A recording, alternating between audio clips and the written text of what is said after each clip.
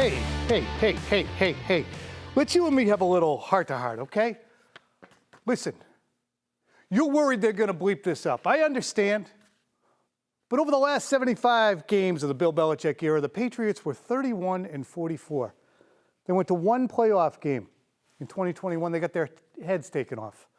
They were 4-13 last year. They had the worst offense in football. Between player development, penalties, situational football, they were arguably the most poorly coached team in the league the past 2 years. They were dysfunctional, as evidenced by the little side skirmishes that went on with Jack Jones, Trent Brown, J.C. Jackson, and the self-sabotaging exile of Mac Jones. They had 8 quarterbacks on their roster last year, and none of them were objectively good or even average. So while you wonder whether it's May or Daniels or McCarthy or a trade down or Marvin Harrison, how's it going to work? I'm here to tell you there's no way your football team is going to be worse than it is right now. I want you to understand that, Phil. Phil, there's so much hand-wringing, but I don't think people understand the Patriots are on the cusp of fixing it. Yeah, Tom, I agree with you. I am with you wholeheartedly here. The one reason that I hear from people who don't want to draft a quarterback in a couple of weeks that I don't get, and it makes no sense to me, is, well, you just don't want to find yourself in the quarterback vortex. You're going to be in that spiral. You're going to be looking for a quarterback every single... You're already in it, friends. Yeah. You went from Cam Newton to Mac Jones to Jacoby Brissett and quarterback X. You are in the thick of it. The only way is through. The obstacle is the way, and the only way is through. And you don't want to be doing this again in 2028. So we're going to get to the ways the Patriots can extract themselves from said vortex. Slamming JJ, it's in vogue. So we got Michigan coach Sherrone Moore to join us later in the program. He'll talk to us about JJ McCarthy. Very superstitious. I have a feeling about some of the looking back to try and figure out what's coming up. And we have polls and comments. But first, though, we got Quickfire. As always, it's presented by your local New England Honda dealers. Tiki Barber, what do you got to say about J.J. McCarthy?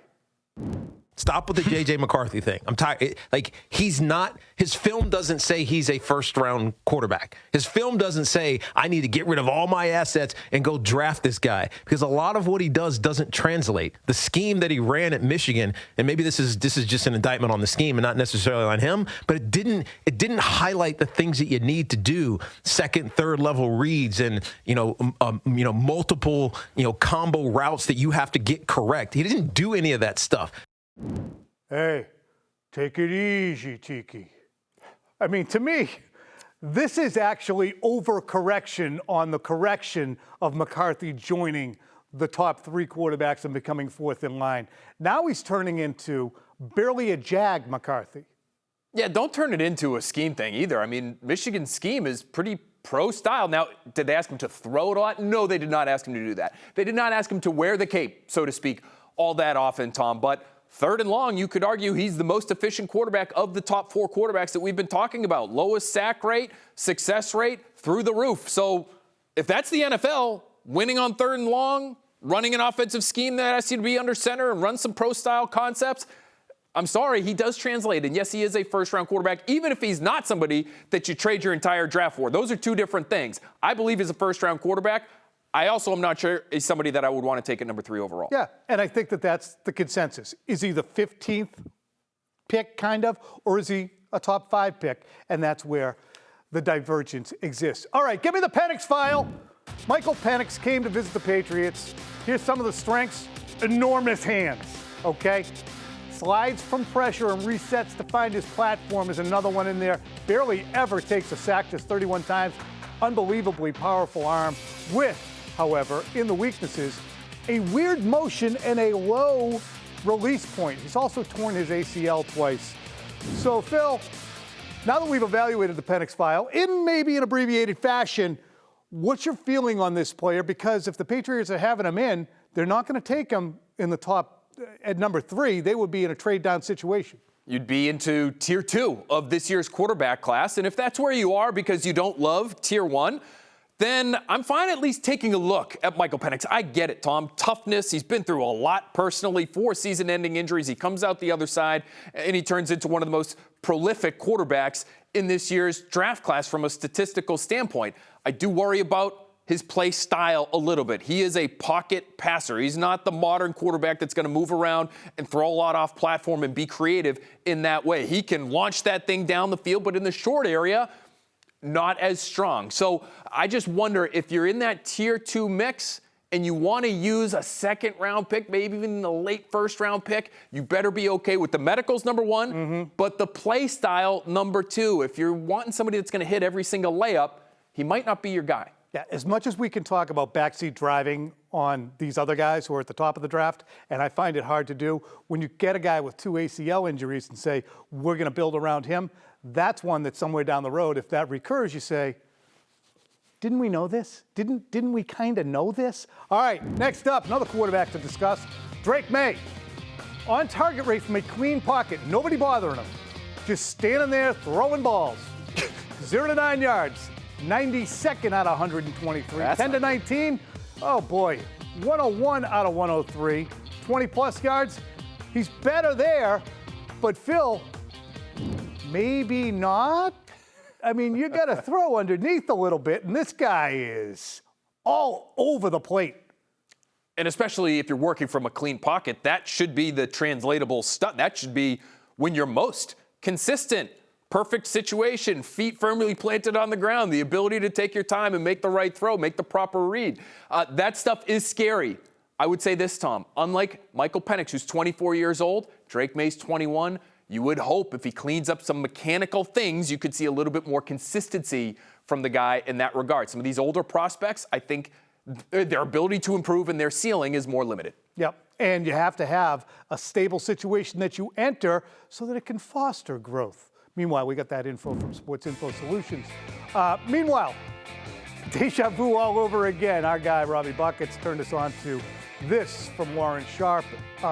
Looking at just based on Vegas forecasted win totals for the opponents, Patriots have what appears to be the second most difficult schedule. Believe it or not, this actually works as opposed to looking back at last year. It works in projecting and showed that it was a good and useful stat last year in terms of indicating how tough the schedule was. So that ain't no picnic. Get ready, Jacoby. Oh, no question about it. Doesn't this make you think, Tom, that they might be more willing to sit whatever quarterback ends up coming their way? If the roster's not fully ready to contend, which we have a really good feeling it won't be by the time September rolls around, why do you want to throw a 21-year-old quarterback potentially to the wolves, so to speak, if you're looking at the second hardest schedule in football? Might be best to sit that guy down, let everybody else take their lumps, and then maybe in 2025, that's when you're really trying to compete. All right, next up, it's happy birthday to the greatest coach of all time, Bill Belichick, led the Patriots to 6 Super Bowl wins. Patriots sent this out today on their Twitter feed. Oh, that's X.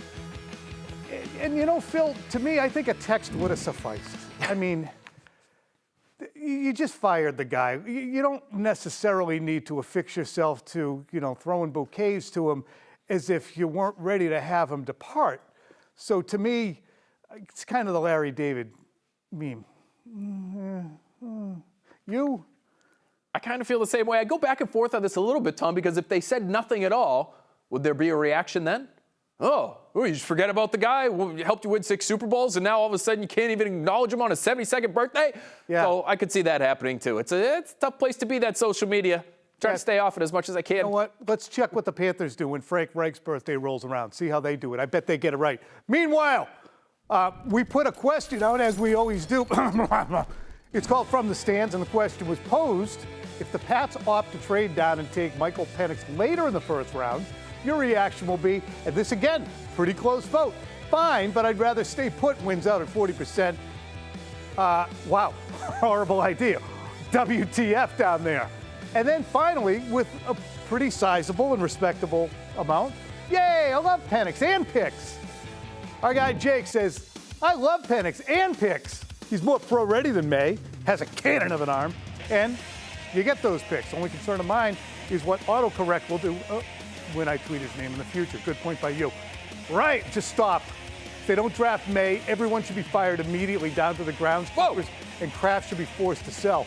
Ryan, top roping. What did the groundskeepers do? They didn't stop him. Sean Norton, it all depends on what we get in exchange to move down. If it's 4 first, then okay. Action Benz.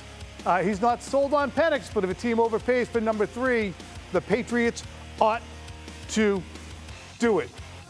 Phil, the trade down scenario that I originally supported, and then until I got overwhelmed by the tidal wave of the senator just screaming about every quarterback that he could, I still think trade down has its merits.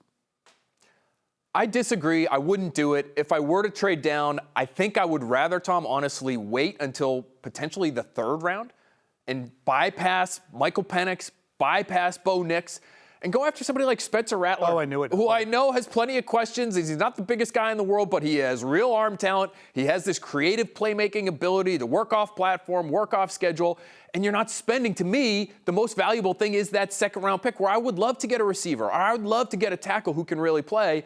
If your quarterback is on day 2, Tom, I would rather it be late day 2 with Rattler, as opposed to early day 2 with Penix. You want to hear more of Phil's scenarios? You got to check out the Patriots Talk podcast, where he goes through some really cool scenarios about Penix and Rattler if the Patriots trade down.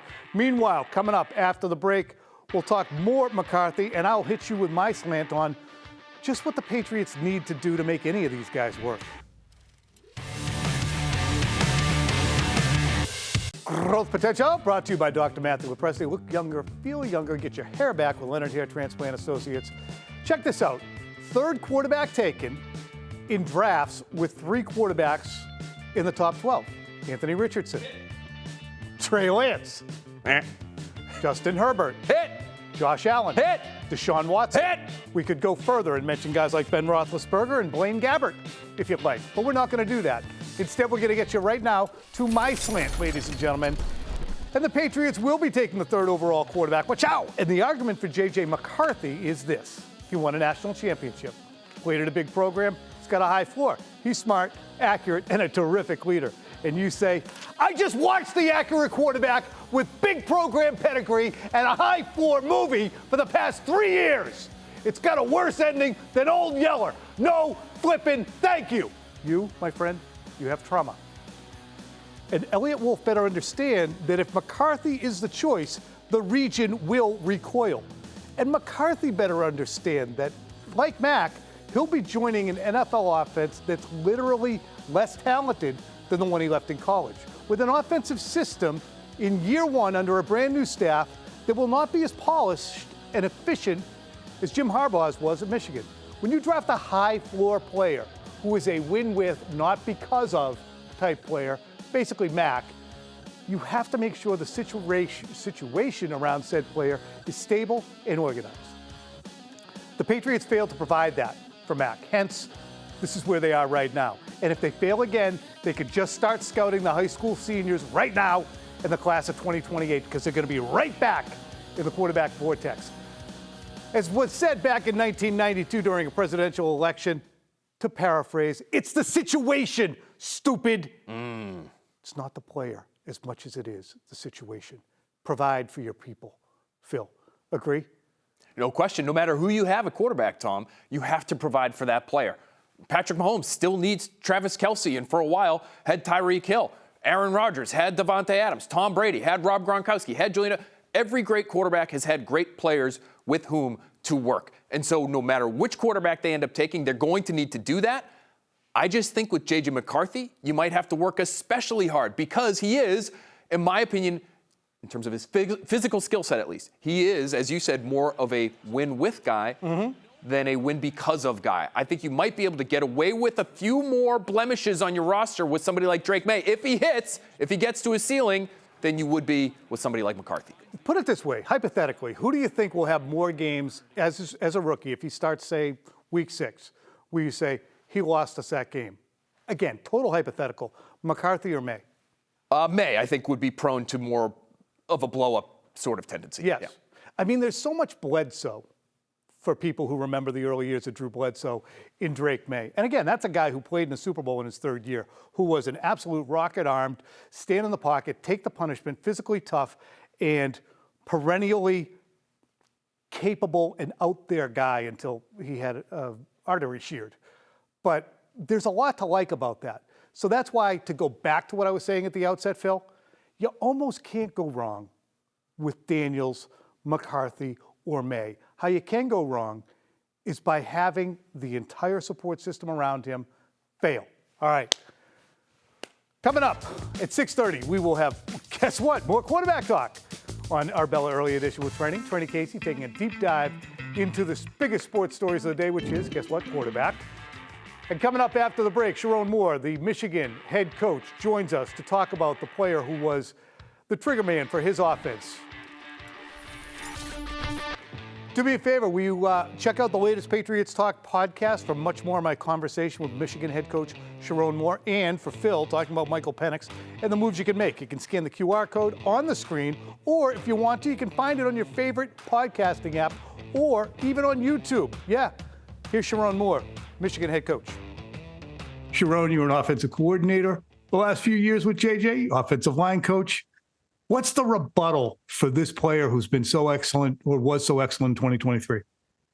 My rebuttal, the first thing is that high school, 2 state championships, transferred to IMG national championship, comes to Michigan, 3 Big Ten championships, and a national championship. So my rebuttal is he's the ultimate winner, competitor. The skill set, the tight window throws, the decision making, the thing we put on his plate, his athleticism, his underrated athleticism, all those things will just be put on display when he gets the chance. And whoever drafts him is going to be very happy that they have J.J. McCarthy in their locker room as a leader, as a person, as an athlete, as a player. And I'm just excited to watch him, prove himself right, prove us right, and do the things we know that he's capable of doing. I watched that ridiculous throwback that you decided to call, or Jim, or whoever called that against Alabama. Yeah, I called it. Yeah. It's a one-handed catch the kid made. Yeah. To me, of all the throws he made, and there were a lot of them, especially in some of those better games against Ohio State and Alabama, that play kind of encapsulated a lot of what you're looking for in a quarterback. You're not going to run the trick play all the time, but it showed toughness, accuracy, athleticism that you need. Do you agree with that statement? Yeah, 100%. He's a special athlete. He'd make one-handed catches and throws. We had a couple of trick plays up for him where he'd be a receiver, do different things, and never ran him, never really wanted to. And the reason I didn't run him a lot is like, yeah, you run your quarterback, you better have 2. I didn't want him taking those hits. So, and he'd ask all the time, Coach, am I going to run this week? No, not this week. Am I going to run this week? No, not this week. I'm just going to hand it to the guys behind you, Blake Corum, Donovan Edwards, and Khalil Bowens, and those guys. So, but he was, athletic, all those things. That play really encapsulates of the type of player he is, and fearless, gets up. That play, coaches looking and yell. He's like, "Oh, do we need to get another quarterback in?" And JJ being his witty self, takes the hit, gets up, grasps his face, and just nods his head, winks at me, and he just goes on about the next play. Where he could conceivably come if he comes to New England at number 3, it's not going to be Michigan at this juncture. It's not what it was. It's a 4-13 team in a rebuild with an angry fan base because they're unaccustomed to what's going on, a media that's thirsty and just watched a movie of a first-round pick that didn't work out. Yeah.